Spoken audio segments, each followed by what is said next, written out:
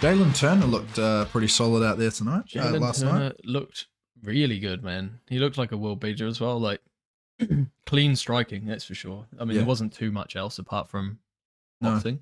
No, there wasn't. He had some Teeps. very clean kicks. He did. Um, Teeps up the middle were real good. Yeah, I think in that fight it was very clear right from the get go that Bobby Green was not managing the distance very well.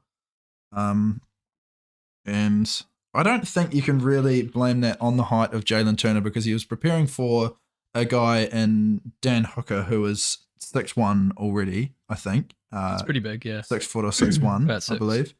Jalen Turner being 2 inches taller at 6'3". Either way, they're both a lot taller than Bobby Green. So I think what his preparation with that was that little kind of side kick to the leg. He used that quite a few times to kind of manage the distance and kind of come in and out. But yeah, his hands down by his side kind of thing that he's always done just made him very vulnerable to Jalen Turner just taking one step in and being right within range, and pretty much landing every time that they exchanged, which the jab was on point. That 1-2. That 1-2, it was as well. Yeah. It's almost like looking back at it now, Bobby didn't really have a chance. No. Like he really didn't. He didn't like there was at no point in that fight, just the 2 minutes that it lasted, that you were like, okay, Bobby's looking pretty good here. Like he could knock him out. It just didn't look like he was going to. No. Like, it just looked Turner just simply looked better, and he also had the height and the speed and the strength advantage, which is like how, it's a big mountain to climb, excuse the pun, for Bobby Green. Turner though, like he now goes on and he could be pushing for maybe a top 5 guy. Yeah, it's tricky, isn't it? I mean, technically coming off a loss to Dan Hooker before this fight, whether or not, like that's kind of a Gaethje Chandler situation, that last fight, and the fact that both of them are considered, like Dan Hooker's obviously got the win on his record, but like we've said time and time again, close. That fight could have gone either way. And he obviously broke Dan's arm. Yeah, in a big way. Yeah. Yeah. I'd like to see Jalen Turner. I don't know about someone in the top 5, but definitely the top 10. Yeah. Maybe like a 7 ranking. Yeah. Should we have a peek? Let's have a look. Should we have a peek at the UFC rankings? So in the lightweight division, Sean O'Malley, Jalen Turner versus Sean O'Malley. Yeah. Do you reckon? Who have we got around 6? I'm just ignoring you from now on. Gamrot. He's out. He's out of the question.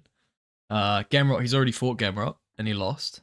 Unlike a lot of yours. people thought he won that fight. Can you remember that fight? No, I don't think I've seen that fight. It was that would be super close. I should watch that back. It was, honestly, I thought that Turner won that fight. He had the better of him in the striking, like big time. He was beating him up on the feet, but as Gamrot usually does, he was clinching. He got a few takedowns, but he didn't really do much on the ground. And he got but he got awarded the I think it was 29-28 split decision, I think. So super close. You could run that back.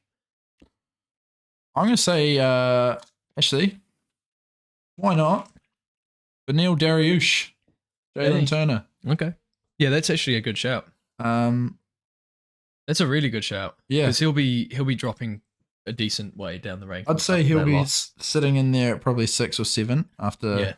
Yeah, Arben jumps to 4, and Benny probably drops below Chandler and probably Gamrot as well. I think Arben could even jump to 3. Yeah, honestly, above Dustin, above DP. Yeah, DP obviously coming off that head kick loss recently to Justin Gaethje. So, I mean, people rate you off your last fight, off your last performance. So there's a lot of recency bias in the UFC. Yeah, definitely. It's a really big thing. Yeah, it's pretty crazy. Which is why we were just having the discussion about the possibility of Tsarukyan jumping Charles for the for the strap. But 100%. Either way, I think Jalen Turner versus Beneil Dariush, that answers a lot of questions. For sure. That shows us whether or not he is polished enough to be in there with those top guys, because like you said, against Dan Hooker, he does have the skills to beat Dan Hooker. he just chose to go in there and try and Have a war. With Dan Hooker. Yeah, he could have beaten Hooker, which for sure. I'll commend anyone for going in there and trying to have a war with Dan Hooker. Yeah, but I think he's a bit of a magnet. Like, you go in there and you're magnetized towards a war. Yeah, like, he's got like, an energy where he kind of makes you want to fight him. I think. But he's good enough to get you there with skill, Mm. and then he drags you slowly into the war, and then he's like, yeah, dog, yeah. And then once the war's begun, he's at home. Mm. So yeah, Jalen Turner against Benny. Give it a bit of time, maybe. We don't want to see Benny all rush back in there. Oh no, I'm not talking next week. Maybe later in the year. I mean, if Jalen wants to turn around quickly and fight someone, it was pretty good. Thanks. Did you mean to do that? No, I didn't. I had to think about what I'd said for a second there. That was good. Yeah, it doesn't look like there's too many other guys that would be further up the order that would make sense for him to fight. Who's focusing on guys? Sorry? Who's focusing on guys? Me. Yeah, there's always too many other guys. Like, what? I don't know. Well, we do. It's a bit sus, man. Well, should we? I mean, if we're going to There's spend... women in the UFC as well. There is. Jackson. Do you want to spend... How much time do you want to spend talking about that? Was there... No. Do we have any women's fights in our notes? I don't think so. No, we don't. But... You wrote the notes, mate, and it's all about guys. I put Boob down. Yeah. Boob versus Turner. I don't know why I put Boob instead of Bobby, but I just thought it'd be funny. Not really. Right. Anyway, yeah. Who do we want to see Bobby Green against next? Do we want to see him ever fight again? I'd love to see him fight again. He's a great guy. Great guy. He could fight the winner of... Nah, because if Ferguson beats Paddy, you don't want to see him... You don't want to see Ferguson versus Bobby again, right? No. I was going to say you could have him fight the winner of that fight, but... Bobby Green versus Paddy Pimblett either way. Would be pretty fun. That'd be fun. That would be a fun And I mean, fight. they've been talking smack, I believe. Yeah. No, yeah, they have. Definitely not like a Benoit Saint Denis. That's a scary matchup for anyone involved. Yeah. And coming off a terrible knockout like that, you don't want to see him up against someone like this. There's always like RDA. RDA would be maybe a good fight. Have they fought before? I don't think so. No, I don't think Bobby and RDA have ever fought before. And if they had, it would have been a very long time ago. Yeah, so, I'd like to see that actually. They're both at similar points in their career. Bobby has shown us recently against Tony Ferguson that he has jiu-jitsu. Yeah, and he has been talking about how he has been working on that. RDA has been kind of up and down the last couple of years with his results. Yeah, having a few decent fights. Like I remember recently he just pieced up Moicano. Maybe that was about 18 months ago. Yeah, now, but even still, yeah, like it was class. That was class. And Moicano's a lot younger than him. I think he did step in late, but that's still like you like say a younger, fresh guy, absolutely piecing him up in your mid to late 30s is pretty impressive. Yeah, like, for sure. Yeah. So yeah, I think RDA Bobby Green. Yeah, let's do RDA Bobby Green. Make it a fight night headliner. Five round fight. That would be a fun fight. Definitely. Let's get it booked. Or even Moicano. I believe Moicano will probably be... Oh, no. I think Moicano will probably want to fight sooner than... I don't know. There's something we do need to discuss here, and it's kind of like... it's pretty glaring. Yeah. There was a terrible moment on that fight card. Yeah. And I think it was around Bobby Green. I think we did well there, because the real point of props that should be made after that fight was Jalen Turner's performance. Definitely.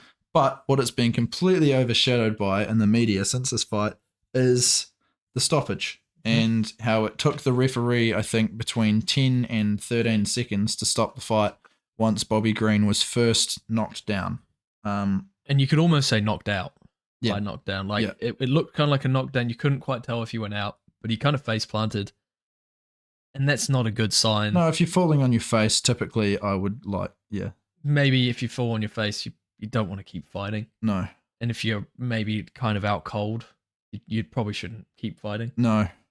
Like it seemed like he got knocked out. We were just talking about this just before we started recording. It looked like he got knocked out, fell down, kind of woke up, and then Turner proceeded to beat his head into the ground knocked him out again.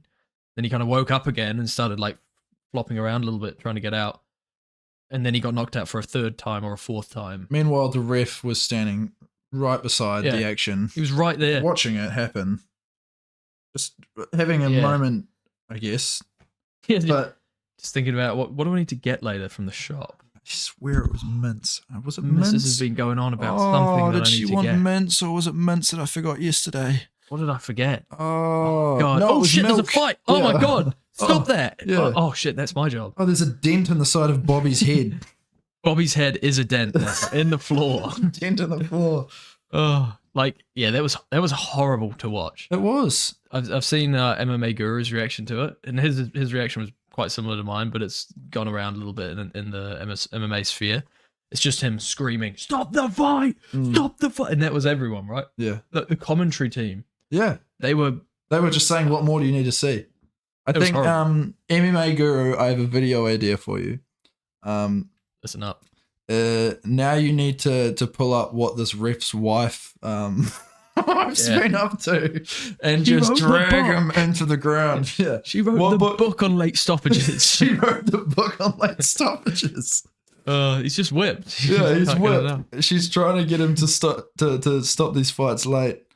And he did. And he did his wife And proud. you need to talk about it, MMA Guru, because we can't. We can't. Yeah, we can't. We're not equipped with the audience. not quite yet. But you could give us the audience by just shout us out or something. We'll come on the show. It's a bit desperate, mate. It is a bit desperate. I take it back. I don't want you to talk about us. No, I do, but in a more subtle way.